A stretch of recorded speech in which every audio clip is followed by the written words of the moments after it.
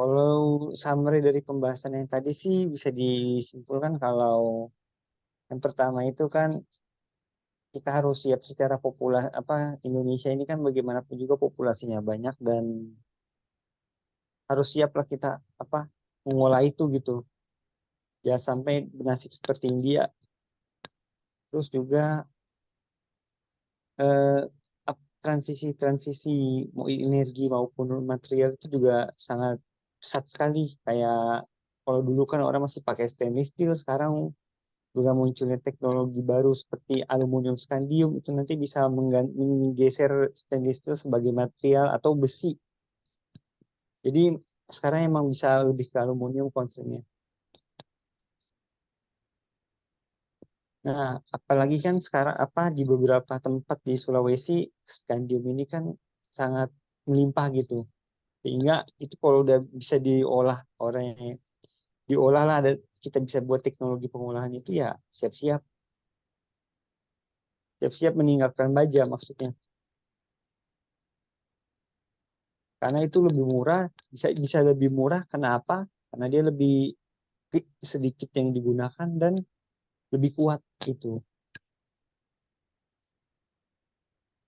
Terus juga dari segi energi juga kita ini kan lagi kejar-kejaran banget nih baterai kendaraan listrik nih. Nah, tapi kita juga jangan sampai mau kalah gitu dengan negara yang lain. Itu Baik, terima kasih Beb Ali Khaidar Al-Khadar atas introduction-nya ya. Bagaimana kesiapan teknologi kita dalam menghadapi transisi teknologi revolusi 4.0, society 5.0. Mungkin ini sambil menunggu dari Bung Eng, saya juga mau sedikit menyampaikan sebuah materi terkait kesiapan transformasi teknologi kita. Mungkin apakah terlihat PPT-nya? Sudah terlihat, Pak. Oke.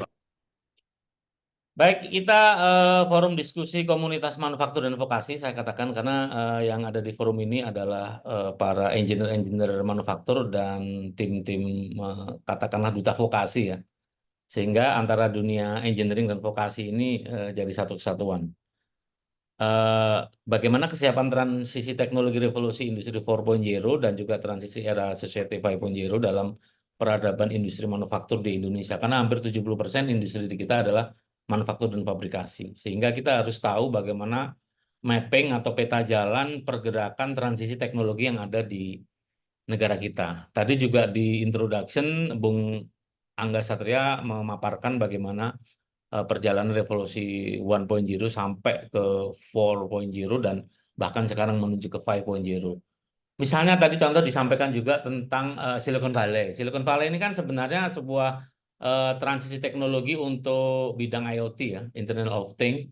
Dan ternyata tahun 2017-18 itu sudah digeser ke teknologi graphene. Jadi ternyata grafen ini daya simpannya jauh lebih besar daripada silikon yang dijadikan perangkat Internet of Things. Jadi memang perkembangan teknologi sangat masif sehingga kita sebagai komunitas atau sebagai engineer yang bergerak di bidang fabrikasi manufaktur dan seterusnya kita harus tahu perkembangan-perkembangan tersebut. Nah, inisiasi awalnya itu sebenarnya ketika terjadi pandemi COVID-19 ya, ketika itu sangat melegenda dari pandemi menjadi endemi, bahkan variannya pun terus berkembang dari varian beta di Afrika Selatan, varian alpha, varian delta, varian gamma, dan yang terakhir ini ternyata udah mulai naik lagi COVID-nya. Jadi tahun 2022 akhir itu sudah mulai turun apa namanya trennya, dan 2023 ini sudah mulai agak sedikit bebas ya. Ternyata ini kemarin di beberapa negara itu sudah mulai ada varian-varian baru yang ini juga bisa menjadi endemi yang harus kita waspadai ya. Di mana sebenarnya virus ini kan berkembang dari mutasi gen hewan ke manusia ya, mulai dari kelelawar, dari babi, dari binatang-binatang piaraan yang mana seperti virus Nipah yang pertama kali ada di Malaysia tahun 99 itu sudah ada. Peternak babi dan orang-orang yang terpapar infeksi dari virus babi ini ternyata mengakibatkan wabah di Bangladesh menyebar sampai ke seluruh dunia. Jadi keberadaan virus ini juga menghambat peradaban teknologi transisinya. Jadi kalau ruang gerak kita dibatasi sehingga muncullah substitusi teknologi virtual misalnya. Orang nggak perlu belajar secara fisik, kita bisa seperti sekarang ini pakai media Zoom. Kalau zaman dulu 2015 kita pakai Skype dan Google Hangout dan segala macam. Dan sekarang yang terbaru adalah Zoom ini. Nah, ini sebuah contoh transisi teknologi yang terus berkembang. Nah, peradaban teknologi itu sebenarnya perkembangan dari sains dan teknologi di mana misalnya energi surya, misalnya energi matahari, dan ini yang sudah berkembang yaitu fuel cell yang di negara-negara maju sudah diterapkan untuk menggantikan energi listrik bahan bakar ya. Jadi hidrogen dari air dirubah menjadi dimutasi diuraikan elektronnya menjadi elektron yang bergerak bisa menggerakkan lampu, generator dan segala macam. Dan ini juga peningkatan efisiensi untuk menggantikan teknologi nuklir yang banyak masalah tentunya.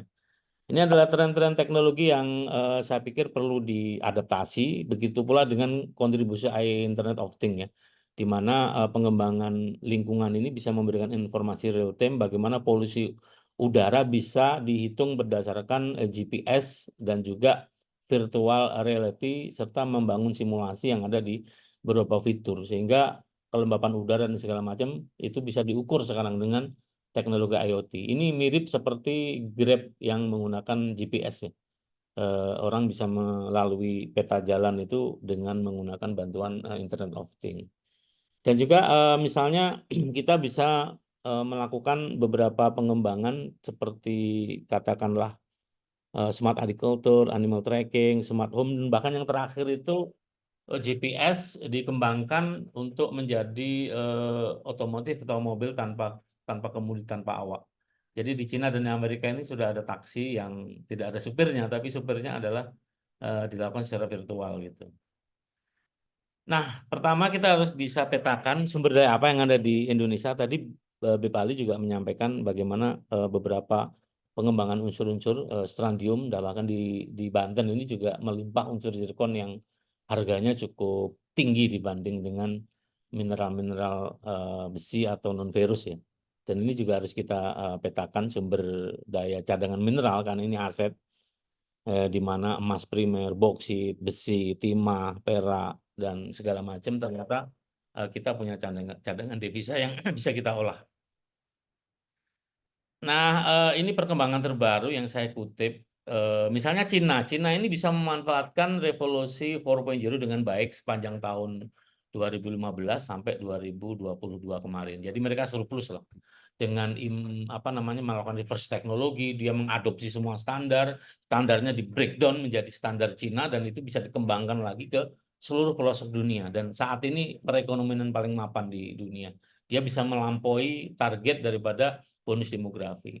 Nah, yang kedua adalah India. India ini gagal ketika ada transisi teknologi dan pemerintahnya tidak siap dengan transisi teknologi 4.0 sehingga yang menjadi pemicu masalahnya adalah pengangguran yang sangat tinggi, pengangguran terdidik. Bahkan mungkin di YouTube kemarin juga sudah saya share ya videonya terkait tenaga S2 yang hanya menjadi security misalnya. Karena memang lapangan pekerjaannya terbatas dan pemerintah tidak menyiapkan itu.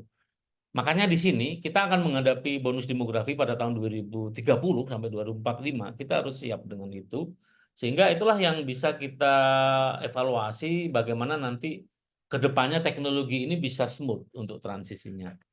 Jadi misalnya di bulan Juni tahun 2015 ini adalah puncak pertumbuhan manufaktur di mana 52,7% itu penyerapan tenaga kerja hanya sebatas 25% maksimal.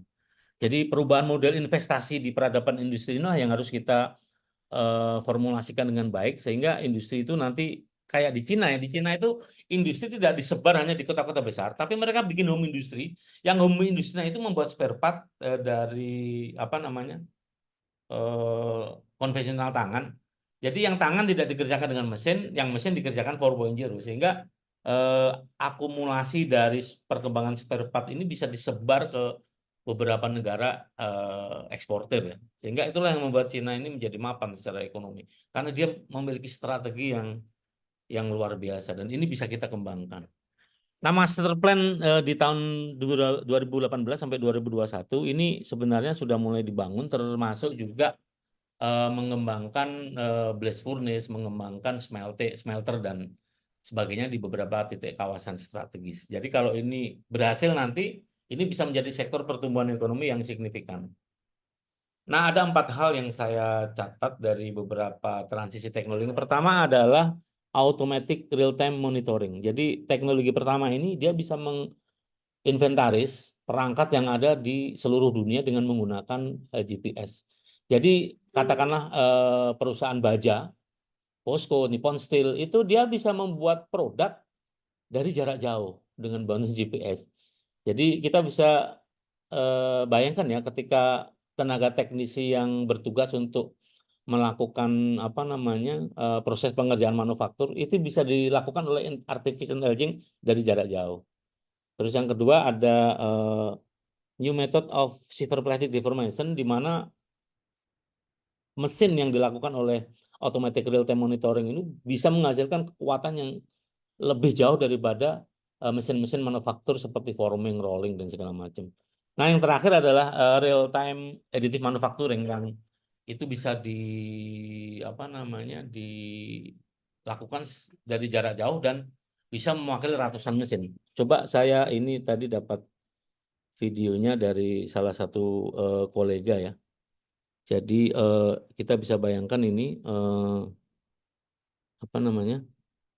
Nah ini.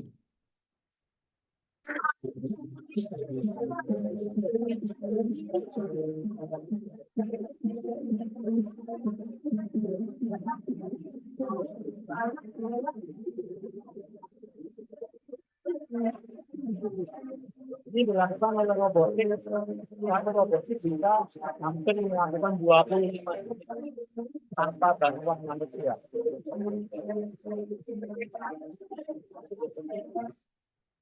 Jadi bisa dibayangkan satu artificial intelligence produk itu bisa apa namanya menyelesaikan 25 kali, katakanlah kalau itu ada 2 itu ada hampir 50, kalau 4 100. Jadi itu mengeliminir tenaga kerja yang ada. Ini juga mesin welding ya, robotik bisa dikendalikan jarak jauh. Beberapa negara Eropa sudah mengembangkan seperti Panweld atau Finlandia dan ini juga Teknologi cutting ya. Bisa menggunakan manusia dengan jaminan lebih akurat. Jadi kepresisiannya sangat tinggi.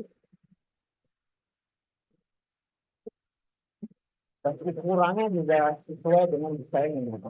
Dan ini bisa dilakukan secara jarak jauh dengan menggunakan GPS seperti Google Maps dan jenis-jenis yang lain yang akan dikembangkan ke depan.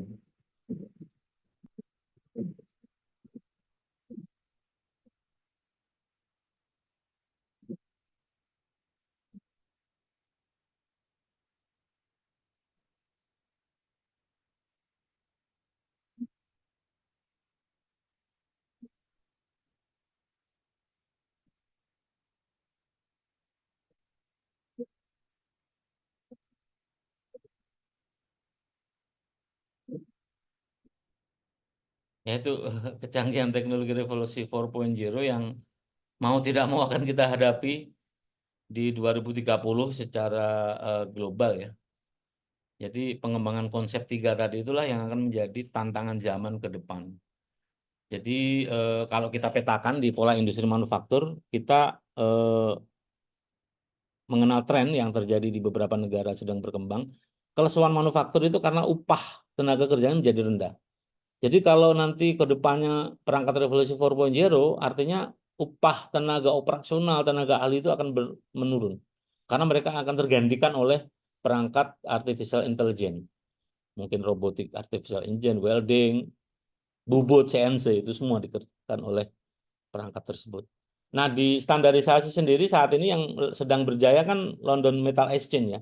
Dia mengakuisisi semua standar American Welding Society, JIS, DIN dan segala macam. Sehingga London Metal Exchange ini mampu menetapkan ketentuan harga logam besi dan sejenisnya. Jadi ada sebuah paradok di mana negara-negara penghasil tambang itu adalah negara Asia dan Timur Tengah, tapi yang menentukan harga bukan negara Asia dan Timur Tengah, yang menentukan adalah Inggris gitu. Ini sebuah paradok yang luar biasa ya. Mereka bisa menguasai pasar dengan baik. Mereka nggak punya biji besi, mereka nggak punya biji zirkon, tapi dia menentukan ketetapan standar harga itu London Metal Exchange. Dan ini yang perlu kita jawab dengan strategi-strategi tertentu. Nah, plan di 2025 2 tahun lagi ya, karena kita akan menghadapi gerbang transisi revolusi 4.0 ini sudah mulai harus kita petakan, termasuk membangun jaringan, update perkembangan teknologi, dan juga yang paling esensi adalah perubahan kurikulum berbasis revolusi 4.0. Makanya pemerintah saat ini mengadopsi kurikulum Merdeka Belajar itu dalam rangka menyiapkan transisi teknologi 4.0. Kalau di zaman angkatannya mungkin Bung Wahid dan tahun 2005 sampai 2010 ya, kita kan dapat ilmu praktis kan hanya di kerja praktek. Kalau sekarang ini semester 6 itu sudah bisa masuk ke industri, masuk ke pabrik untuk magang Merdeka Belajar. Dan ini terbukti di Fakultas Teknik tentunya itu banyak sekali dapat manfaat. Di samping mereka juga mendapatkan uang honor ya, honor dari dia magang, dia juga punya pengalaman, jadi sudah tidak perlu lagi manajemen train. Jadi kalau misalnya mereka akan masuk di dunia kerja, mereka udah tahu job desk-nya udah tahu, sehingga kedepannya posisi manajemen train itu pasti nggak ada, karena akan diisi oleh anak-anak magang gitu. Ini sudah beberapa hampir 25% mahasiswa yang magang MBKM itu diserap di industri, terutama di industri-industri anak perusahaan Krakatau Steel, Krakatau Multisenana Baja, Krakatau Bandar Samudra dan sejenisnya. Sehingga inilah yang harus kita petakan ke depan, bagaimana teknologi 4.0 ini bisa benar-benar kita adopt. Nah, untuk pengembangan IT-nya sendiri yang tadi ya disampaikan oleh Bung Angga Kurnia tadi, untuk teknologi Silicon Valley ini luar biasa ini. Cina itu bisa mensubstitusi dengan teknologi grafen ya, yang mana bisa menggantikan silikon tahan temperatur sampai 7 derajat Celcius, bahkan di temperatur dingin. Kalau silikon kan di temperatur dingin dia tidak bisa bertahan, mempengaruhi performa kerja. Tapi kalau di grafen ini dia bisa sampai temperatur 7 derajat Celcius untuk daya kerja dari performa masing-masing. Nah, ini tren-tren ke belakang seperti di India dia sudah bisa membuat semacam teknologi spacecraft di planet Mars, terus di Kenya itu tahun 2015 sudah punya Google Wallet.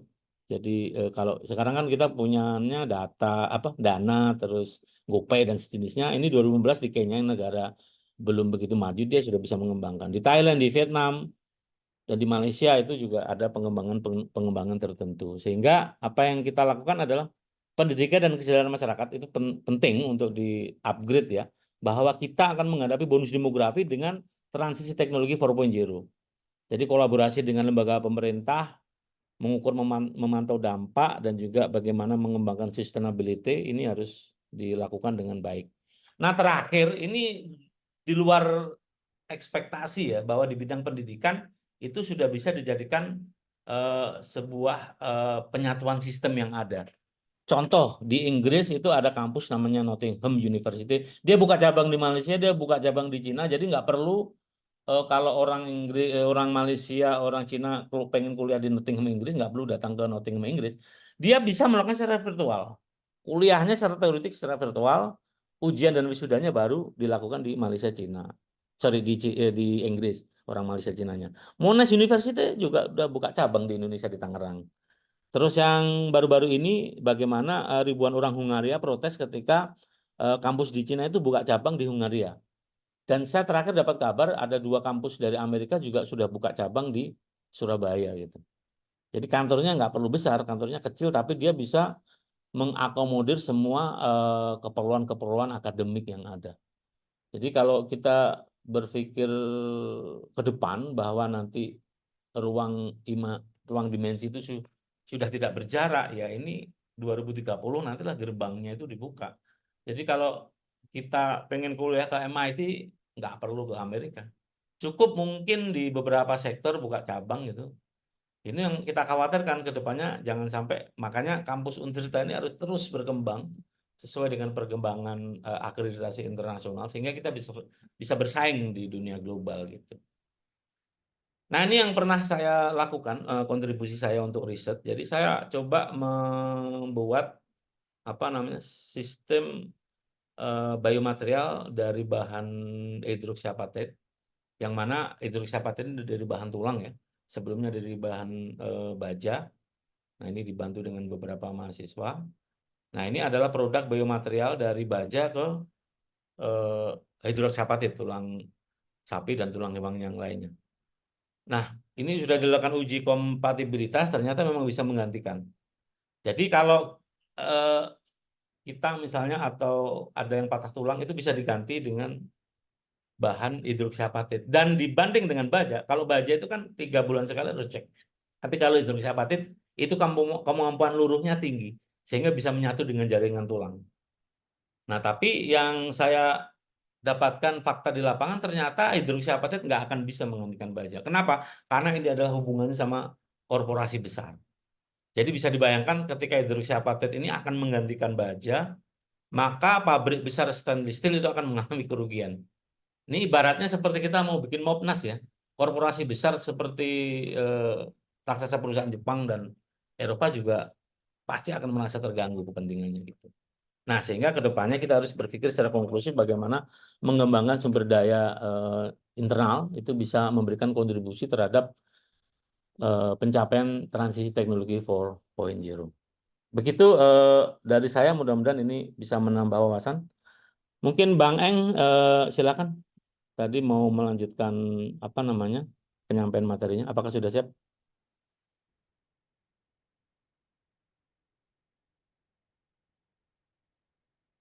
Bang Eng, apakah sudah siap, Bang Eng?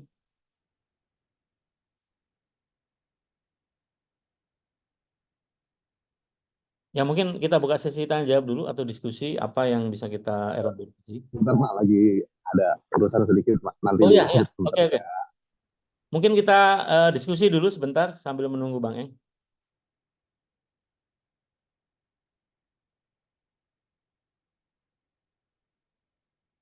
Mas Faldi, mungkin Mas Agus, Mbak Claudi, ada yang mau ditanyakan atau disampaikan terkait dengan kesiapan kita dalam menghadapi transisi teknologi yang tidak sebentar lagi kita. Jadi dalam waktu dekat 2030 itu gerbang awalnya akan dibuka sampai titiknya 2045, di mana usia-usia produktif itu harus bisa disalurkan terutama dalam bidang penyerapan kerja dengan baik.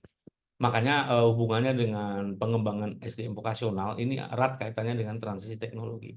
Jadi kita di samping mengembangkan pola-pola pelatihan yang sesuai dengan kebutuhan, kita juga bisa mengembangkan pola-pola pelatihan yang berhubungan dengan bidang teknologi. Assalamualaikum warahmatullahi wabarakatuh, Pak. Salam, silakan Mas Faldi. Iya, Pak. Ini bukan lebih ke pertanyaannya, kayaknya lebih ke sharing apa yang saya alami gitu di tempat kerja. Untuk masalah teknologi dasar kan yang sudah kita tahu anak muda zaman sekarang mah sudah melek teknologi ya sebetulnya. Cuman yang saya rasakan gitu selama ini, terutama di daerah Serang ini, kota Serang, selama 3 tahun ini mengajar, itu kebanyakan bukannya tidak siap dengan teknologi sehingga anaknya sulit bekerja, tapi lebih ke motivasi anaknya gitu dalam mencari kerja gitu, Pak. Okay. Motivasi anaknya untuk belajar gitu yang sulit, belajar dengan hal baru gitu tuh, Pak. Contohnya saja seperti ada kesempatan magang atau ada kesempatan bekerja tapi di luar daerah, itu mereka belum apa-apa tuh sudah kepikiran, wah jauh, wah begini, wah begitu gitu tuh, Pak. Ya paling sepertinya bukan masalah keterampilannya saja sih yang harus yang harus di upgrade terus, terutama untuk daerah yang saya yang saya kunjungi gitu ya, tempat saya bekerja gitu, sepertinya harus ada peningkatan arahan untuk meningkatkan motivasi anak buat ya nggak masalah kita kerja jauh gitu selama itu masih masuk akal dengan pendapatan atau dengan ilmu yang akan didapat gitu, Pak. Paling Ya, itu sih sharing saya. ya, terima kasih Mas Ya, Fahdi terima ya. kasih, Mas. Ini luar biasa masukannya. Mungkin ini juga menjadi tugas kita semua, termasuk Mas Faldi, Mas Agus, Mbak Claudia, sebagai duta vokasi nanti. Jadi makanya di Banten ini kan belum ada semacam konsorsium atau organisasi duta vokasi. Makanya mungkin ini bisa diinisiasi untuk lebih membangun apa namanya sumber daya manusia daerah, terutama di Kota Serang, Cilegon dan sekitarnya. Bagaimana kita bisa menginisiasi mungkin ya harusnya tadi seperti yang di PPT tadi ya, bekerja sama dengan pemangku kebijakan atau pemerintah untuk bisa mensupport itu gitu. Karena itu aspek spiritual itu susah itu kalau soul-nya tidak dibangun dari aspek spirit ya. Kalau hanya apa namanya sosialisasi, workshop itu saya pikir juga kurang efektif sehingga perlu merangkul semua lapisan masyarakat, terutama tokoh-tokoh yang ada di apa namanya di daerah gitu ya. Gitu. Jadi nanti ini PR ke depan, Mas Faldi, Mas Agus, Mbak Claudi untuk bisa kita bangun itu platformnya duta vokasi ke depan gitu. Terima kasih sekali lagi Mas Faldi ya masukannya. Kita sudah siap dengan materi dari Bung Eng. Jadi sebelum Bung Eng mulai mungkin saya buka introduksinya dulu juga. Jadi Bung Eng ini luar biasa dulu ya. Di waktu saya ngebimbing dia itu semangatnya ini yang luar biasa. Terapi dengan musik dan segala macam yang membuat soul-nya jadi bangkit ya. Dan kalau nggak salah Bung Eng itu pernah mau mundur ya Bung Eng ya dari metalurgi ya kalau nggak salah. Sebenarnya bukan mundur sih Pak, itu legenda yang diceritakan secara turun-temurun. Oh gitu ya. Iya. Tapi artinya luar biasa. Jadi Ini Bung Eng ini angkatannya Bu Bening yang sekarang jadi dosen. Jadi dia sudah malah melintang ke Singapura ya. Terakhir di Singapura ya. Dan mudah-mudahan tahun depan perusahaannya bisa dibangun dengan baik, bisa memberikan amin. jurusan adik-adiknya juga di Sivitas Universitas Sultan Ageng Tirtayasa. Silakan Bung Eng. Oke, terima kasih waktunya, kesempatannya. Ini bisa udah kelihatan belum? Udah jelas. Kelihatan ya? Ya. So, assalamualaikum warahmatullahi wabarakatuh. Selamat siang rekan-rekan, teman-teman sejawat semua, Pak Agus. Terima kasih atas waktunya. Nama saya Angga Kurnia Dharma. NPM-nya perlu nggak nih? NPM saya 3334081610. Masih ingat ya? Metalurgi. Ya nanti ambil S2 lah pokoknya. Dari Metalurgi 2008. Oke, ini kan tadi Pak Agus juga udah membahas dengan sangat detail ya untuk teknologi 5. Saya cuma ambil hasil, saya cuma riset sedikit saja, kemudian tantangannya apa, kemudian yang sebenarnya yang perlu dibutuhin itu apa sih? Tadi kan beberapa juga udah sharing, kita ada aluminium di apa namanya di mix gitu, dibikin super alloy atau master alloy dengan paduan lain seperti itu. Sebenarnya intinya itu dari teknologi 5.0 kita tahu dulu nih sebelumnya.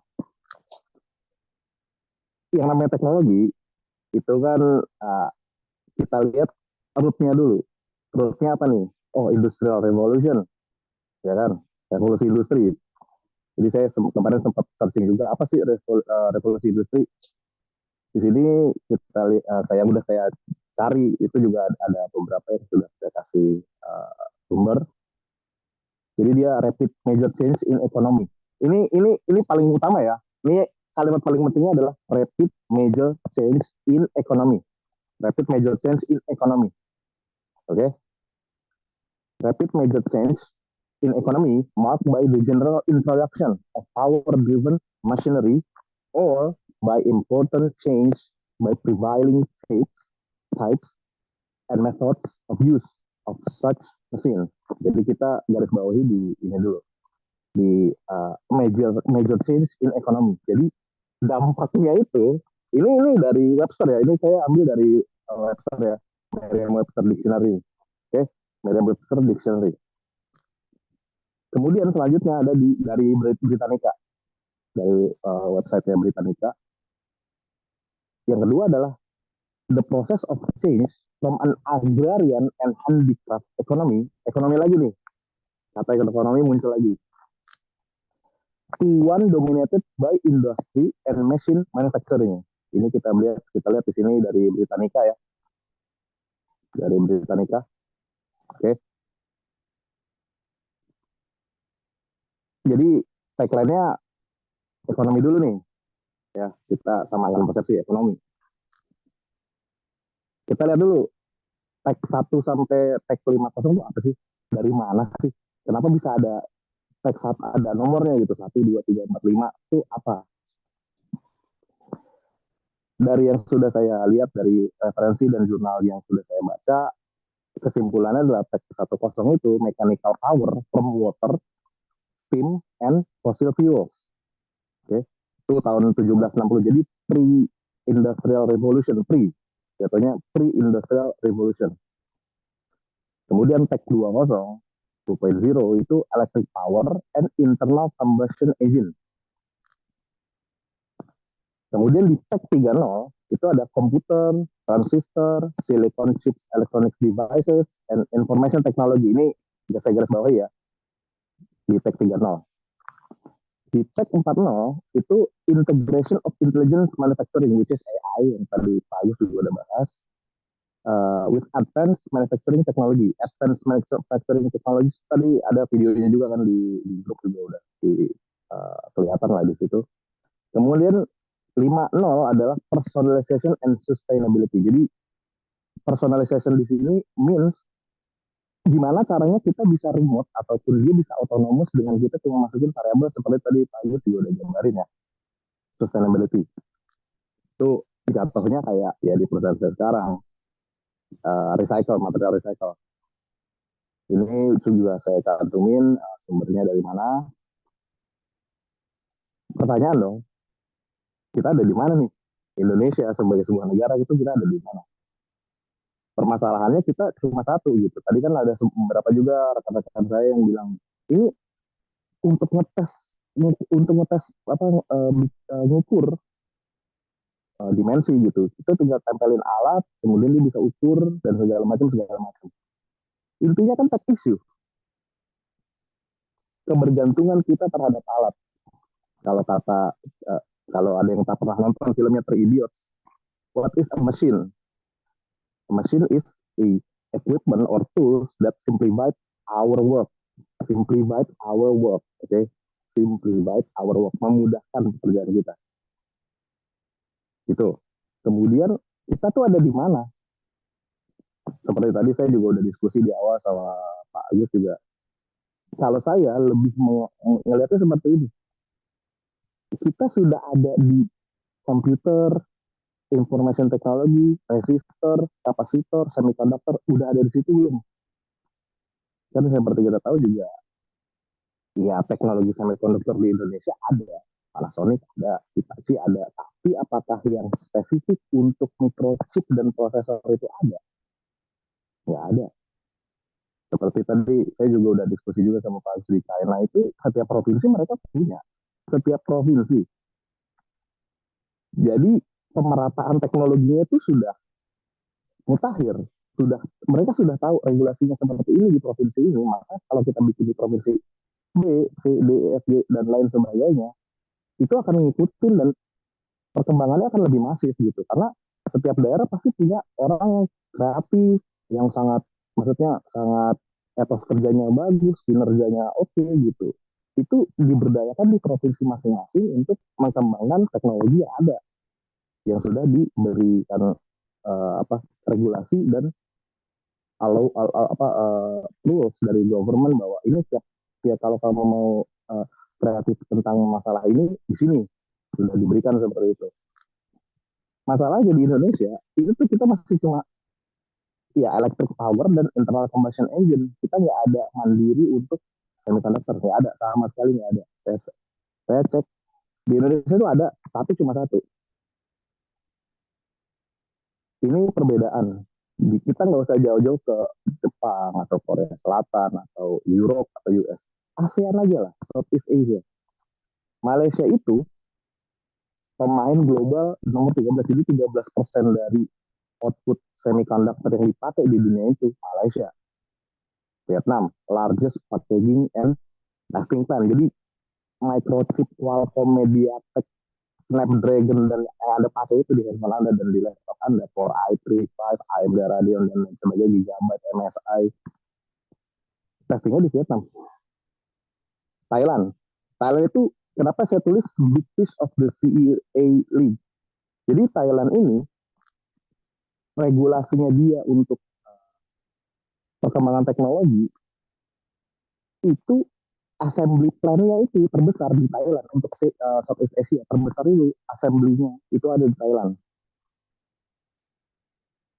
Kemudian kita bertanya, apa sih yang bikin beda? Saya kasih gambarnya tuh. Ini yang bikin beda. Kita nggak ada produk kayak gini. Nggak ada. Anda nggak bakal lihat Intel Core i3 made in Indonesia, nggak ada. Made in Malaysia iya, made in China jelas, made in Vietnam ada, made in Thailand banyak. Nggak akan Anda lihat, wah AMD Ryzen 3 2300G made in Indonesia nih, nggak ada. Malaysia itu seperti tadi saya sampaikan di awal, penduduknya itu cuma 28 juta orang, 29 lah, 28 lah. Tapi dia bisa jadi pemain bidang ini itu 13, Major Global Testing and Manufacturing Plan. Kita cuma punya satu, Infineon Technologies, itu aja di Batam. Dibandingkan sama kapasitas penduduk kita 270 juta. Oke, kalau Anda bilang 270 juta, mungkin sama anak bayi dan anak di bawah umur, oke, itu kita sampaikan. Bikin aja 50%, 130 juta, itu aja masih 5 kali lipatnya daripada Malaysia punya orang. Gitu.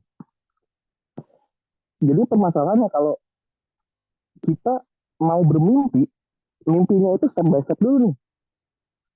Kalau kita langsung lompat, ya nggak usah mimpi gitu, nggak bakal bisa. Karena Malaysia pun seperti itu. Tahun 99 Malaysia itu menggunakan regulasi. Jadi kalau di sini kan posisinya tuh jadi sultan.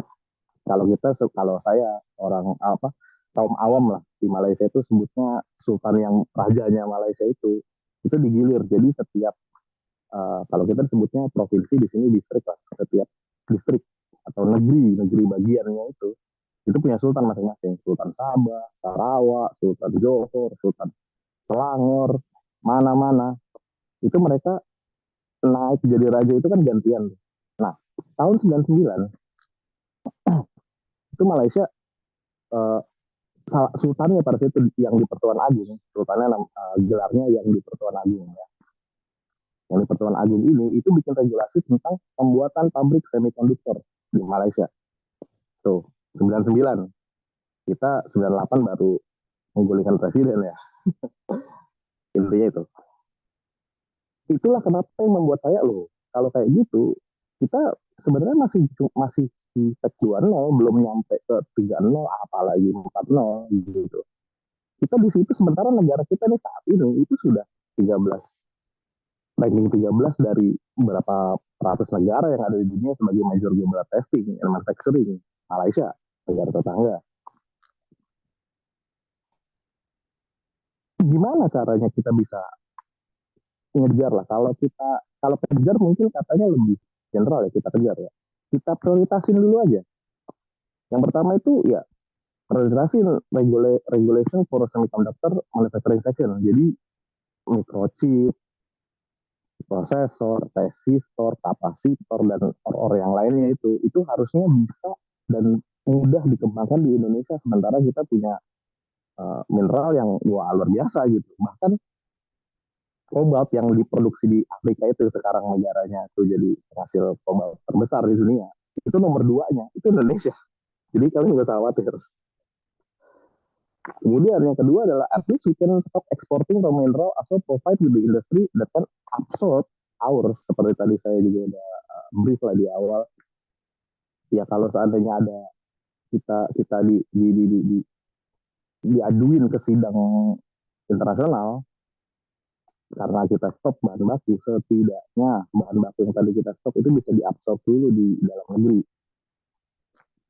Kemudian yang ketiga, ini sebenarnya sindiran dan kalimat satir sih, blind-minded government is essential. Karena yang terpenting itu kan riset dan pendidikan agar menjadikan manusia terdidik, riset dan pendidikan. Coba kalian semua tengok berapa besar sih anggaran kita untuk pendidikan. Itu yang pertama. Sebenarnya ada lanjutannya lagi. Yang kedua adalah begini, saya di Singapura. Di sini ada National University of Singapore, NUS. NUS itu terkenal lah, itu udah universitas bagus lah gitu. Di NUS itu, untuk kita bisa naik jadi seorang lecturer ataupun dosen ataupun guru, itu minimal kita punya suatu standar yang semua orang di dunia ini lah paham bahwa lu minimal punya sertifikat mengajarnya Cambridge, which is yang tadi Pak Agus bilangin kurikulum berbasis merdeka, kurikulum merdeka itu basisnya dari AS A level, A levelnya Cambridge. Jadi ujian A levelnya Cambridge itu dijadiin dasar untuk bikin kurikulum merdeka. Mungkin kalau saya ngomong kalian nggak percaya, tapi coba kalian bandingin kurikulumnya Cambridge yang internasional A level ya, yang disebut kelas internasional. Nah, itu kurikulumnya kalian lihat dan kalian bandingin sama kurikulum merdeka, itu akan similar. Saya nggak bilang sama, tapi similar. Saya tahu itu kenapa waktu di Sina saya juga kayak gitu, saya tanyain gitu, ini kamu gimana sih caranya, kurikulumnya apa segala macam, dan mereka kasih itu similar, mereka sama AS levelnya internasional Cambridge itu sama. Seharusnya investasinya di situ, tapi alhamdulillah gitu, kementerian yang sekarang bisa mengakomodir dengan cara mereka bikin tiruannya berupa kurikulum merdeka ini, dan itu terobosan yang bagus dalam artian di Cina kurikulumnya kalau dibilang sama kayak Cambridge sama, tapi mereka nggak bilang itu kurikulum Cambridge, itu kurikulum China. Kita juga nggak mau kalah gitu. Kita lihat kurikulum merdeka itu sama kayak Cambridge, kita nggak bisa bilang, oh itu punya Cambridge. Enggak, kita bikin kurikulum merdeka bagus. Kalau buat saya itu langkah yang strategis, taktis, cerdas, brilian, sangat brilian, bagus. Saya dukung. Kemudian maju ke depan lagi, kalau kata saya strategi yang paling memungkinkan untuk Indonesia saat ini, kita kan kalau di China itu kan tiap provinsi ya. Kenapa saya ngomongin China mulu ya? Ya, manufaktur terbesar loh. Yang esensial itu adalah membangun pabrik. Saya pikir, saya yakin gini, kalau kita di tiap time zone, wilayah barat, wilayah tengah, wilayah timur, kita punya pabrik semikonduktor, itu alat yang tadi buat ngetes yang kamu bilang mahal dan segala macam, itu akan jadi affordable, akan jadi mudah dipakai, mudah digunakan, dan akan banyak riset kalau perusahaan dan regulasi semikonduktor ada di tiap area time zone. Pasti, saya berani jamin. Contoh, saya kasih contoh nyata real. Saya pakai software, saya menggunakan oven dari Jerman, Elino dari Jerman punya itu oven. Itu perangkat lunak, semua perangkat lunak Jerman punya. Tuh, hardware-nya itu China. Maksudnya gini, si Elino ini dia punya lisensi di China untuk manufacturing. Gimana caranya supaya equipment atau tools yang sudah mereka produksi di China ini bisa tersebar di seluruh dunia kan? Gampang. Karena China kan, wah saya mau bikinnya di Shanghai aja, atau di Busan, atau di Guangzhou, atau di Jiangxi, atau di Henan. Mereka bisa seperti itu gitu. Bah, ngelihat dari apakah ekspor bandar apa sih namanya itu, port sea freight-nya itu mereka ada di mana. Maka kalau ada sea freight itu mereka akan jadi lebih murah dan gampang diakses. Permasalahannya dari Eropa ke China, kita lihat di map aja lah, dari Eropa ke China, Jerman kan di Eropa nih, itu kan lewatnya Indonesia ya. Coba kamu lihat di map, lewatnya Indonesia. Nggak mungkin mereka lewat Afrika Selatan, nggak mungkin lewat Indonesia. Maksudnya adalah kita udah lepas strategi, mineral banyak, SDM ada loh. Cuma memang belum qualified ya. Tapi kalau SDM ada, Ketika itu sudah bisa diakomodasi, baru kita bisa bilang, oke, bonus demografi. Tapi kalau itu belum, ya salam, susah juga. Karena ya balik lagi gitu, spare partnya dari Jerman ini mahal. Kalau saya order dari Jerman, Jerman tinggal bilang, tenang, pabrik manufaktur kita di Cina, kamu order aja ke China. Sama kok, oke, lebih murah gitu. Ya ini briefing aja sih. Jadi uh, mungkin nanti bisa dilanjut juga. Jadi kalau ada teknologi yang membutuhkan alat, kalian harus yang kalian tanya itu bukan, wah ini material kita jadi lebih murah atau wah material kita jadi lebih mahal atau jadi kalah saing. Enggak, teknologinya dari mana? Itu dulu. Kalau kalian tahu yang namanya MRI itu alat untuk scan tubuh. Mungkin kalian pernah dengar lah di kedokteran. MRI itu chip utamanya untuk memproses sinyal yang bisa ngelihat dalam tubuh kita ini ada apa, MRI. Itu kalau dibandingin chipnya itu kita produksi di Indonesia, MRI kan harganya sekitar 20-an M, beberapa puluh M. Itu kalau chipnya kita bisa produksi di Indonesia, harganya nggak segitu. Sama halnya kalau Tesla, mobil Tesla. Tesla itu kan kalau di pasar di Amerika kan mungkin harganya sekitar 3M yang paling baru, 3-4M lah. Itu kalau chipnya kita bisa produksi di Indonesia, nggak bakal segitu harganya. Makanya China, barang-barang dari China itu murah. Mereka produksi sendiri kok chipnya.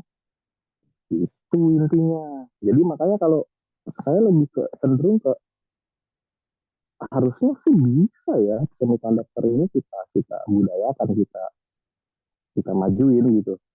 Karena ya seperti dibilang tadi bahwa teknologi bergantung sama semiconductor. AI itu bisa ada karena ada prosesor itu apa ya, semiconductor. Terus mesin otomasi itu tergantung sama apa, motor itu digerakin otomasinya pakai apa, pakai MCB itu di atasnya ada apa, resistor, kapasitor, microchip, microprosesor, semiconductor. Mau nggak mau kita harus lari ke situ, kalau enggak ya wassalam, kita bakal ketinggalan. Ya itu sekian dari saya. Terima kasih atas waktu dan kesempatannya. Silakan Pak Agus, monggo. Baik, terima kasih Bung Eng atas paparan yang luar biasa. Jadi secara komprehensif kita kenal ya perkembangan transisi teknologi 4.0. Mudah-mudahan silaturahmi ini tidak berhenti di sini, tapi suatu saat bisa lanjut dengan mungkin ngopi bareng, mungkin bikin acara yang lebih besar gitu, seperti itu. Mungkin ada yang ditanyakan atau di-sharingkan barangkali? Silakan. Atau ada yang mau menyampaikan ide, gagasan?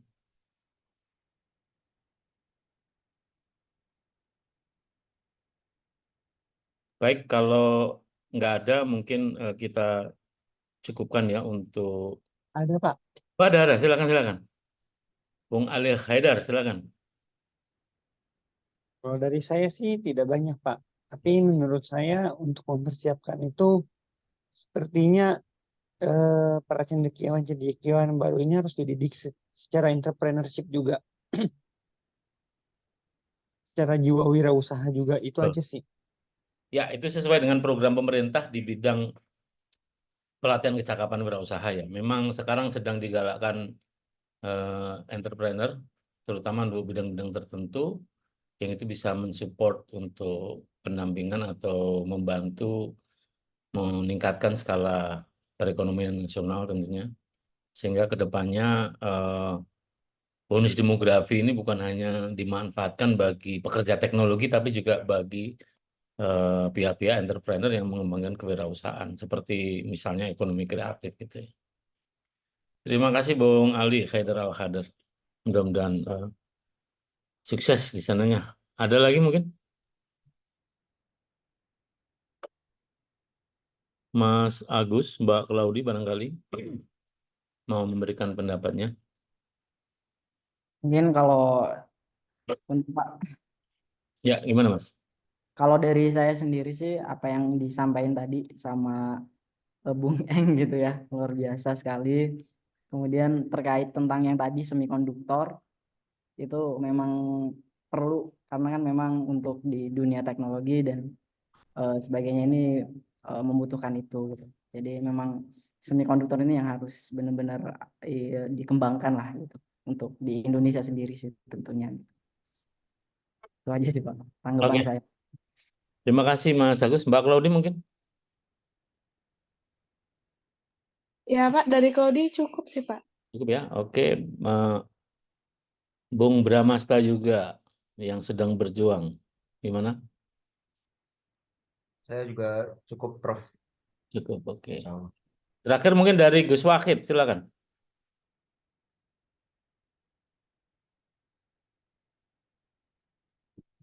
Gus Wahid masih di tempat, Gus Wahid.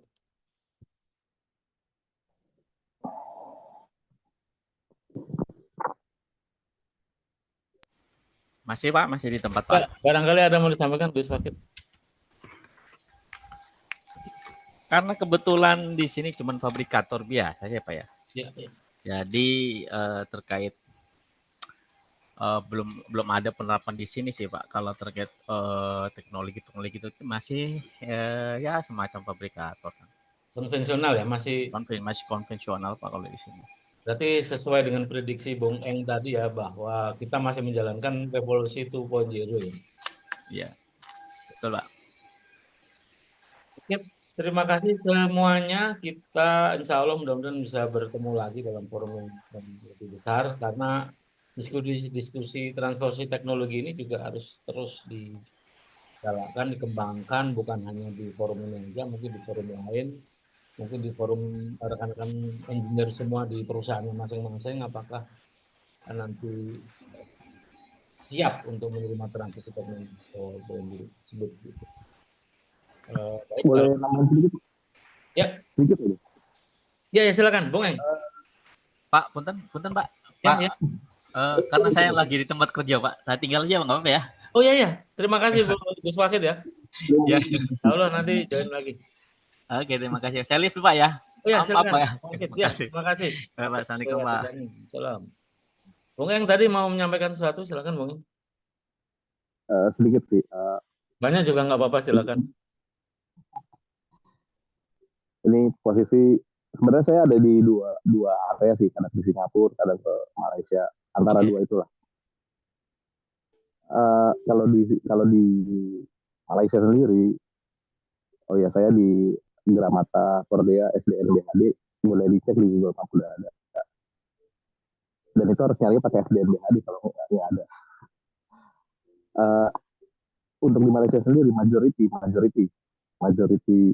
company yang ada di sini di sekitar Malaysia itu untuk teknologi mereka bisa, kalau saya lihat mereka bisa dikatakan udah maju sampai ke 4.0. Itu berarti saya katakan karena ya itu tadi contoh sekarang ini saya masih produksi nih sekarang. Hari ini tuh saya masih ada di produksi masih jalan, oven saya masih jalan, bonfire saya masih jalan, yang lain masih jalan. Tapi kok bisa saya ada di sini? Kan itu kan intinya. Ya. Kok bisa saya tetap di sini, produksi saya jalan? Ya itu menandakan bahwa mereka 4.0 menuju ke 5.0 udah mau personalization. Jadi kita nggak harus ada di tempat gitu. Kita cukup lihat variabel dan parameter yang kita masukin apa, kemudian standar yang mau kita pakai yang mana, kita input datanya, itu nanti kita pakai sistemnya PLC. Kalau tahu pasti di perusahaan kalian pasti ada PLC. PLC itu otomasi sistemnya itu mirip sama kayak AI. Jadi mereka bisa separate antara ini nggak bagus, mereka akan pisahin. Ini bagus, ini mereka akan masukin. Jadi nambahin sedikit aja sih.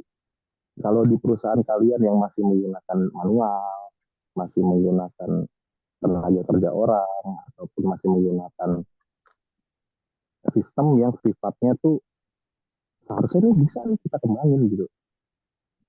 Saya mohon dengan sangat tolong gitu, kasih tahu ke ownernya atau ke pemangku kepentingan di perusahaan tersebut gitu. cari tahu Pak, ini sebenarnya bisa dipermudah loh caranya. Pasti ada. Karena di sini pun seperti itu. Sebelumnya kita pakai manual, tapi begitu sensor masuk, DLC masuk, kemudian otomasi sistem masuk, bahkan weighing, alat timbang itu kita udah otomatis. Udah nggak perlu lihat kalau timbangannya 3 kilo, harusnya 5 kilo. Dia akan mencapai gimana caranya supaya dia dapat 5 kilo. Begitupun kalau timbangannya 7 kilo, kita standar 5 kilo. Dia akan nurunin sendiri, langsung jadi 5 kilo. Jadi sudah otomatis di situ. Makanya yang mau saya sampaikan adalah coba kritik teknologi yang ada di perusahaan kalian masing-masing. Kritiknya bukan dalam artian kalian langsung di depan muka bosnya langsung, oh ini nggak bagus. Nggak. Kritiknya begini, selama perusahaan kalian sebelumnya itu masih menggunakan pola pikir lama di mana produksi dan sumber daya itu harus sama, tolong jangan seperti itu. Seharusnya produksi bisa tinggi dengan sumber daya yang sama. Dengan cara apa? Ini yang sumber daya ini, itu kalian bikin gimana caranya lebih efisien dengan cara apa? Otomasi sistem, PLC masukin ke arah itu. Jadi kritiknya sih lebih seperti itu. Soalnya saya yakin banget kalau atasan kalian atau pemangku kepentingan di perusahaan itu tahu kalau kalian sebenarnya bisa berpikir ke arah sana, mereka akan apresiasi sekali gitu. Dan itu juga membantu pertumbuhan teknologi industri yang ada di Indonesia dengan cara kalian sebagai pionir pertamanya gitu. Ini kita bisa terapin ini loh, seperti ini. Cuma memang risetnya yang harus banyak, betul. Jadi kayak sekarang nih, perusahaan saya itu bergerak di bidang casting wall panel. Kalau kalian tahu gedung tinggi pencakar langit itu, mereka nggak mungkin bikin dari bata yang ditembus satu-satu kan, nggak mungkin. Mereka sistemnya, mereka bikin wall panel, mereka tumpuk wall panel itu panjangnya sekitar 12 meter lah. Jadi lebih cepat.